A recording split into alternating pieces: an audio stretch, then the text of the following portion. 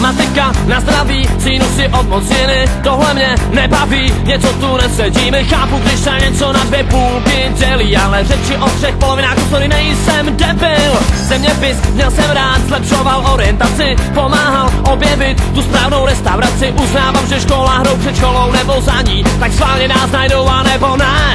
A tak se ptám, wow, a k čemu to je? A co z toho zbylo, když uznáš to sám? Wow, že nejlepší škola je ta se značkou život. A tak se ptám, wow, a k čemu to je? A co z toho zbylo, když uznáš to sám? Wow, že nejlepší škola je ta se značkou život.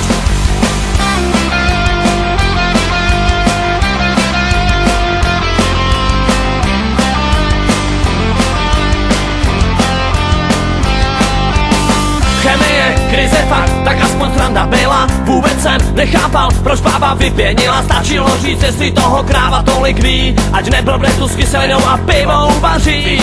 Čeština, jazyky, najít ten správnej pád. Pokusím se teď hned jen malej příklad dát. Já naučit se plných pumpa věci, to podstatný vím, doteď zbytek byly keci.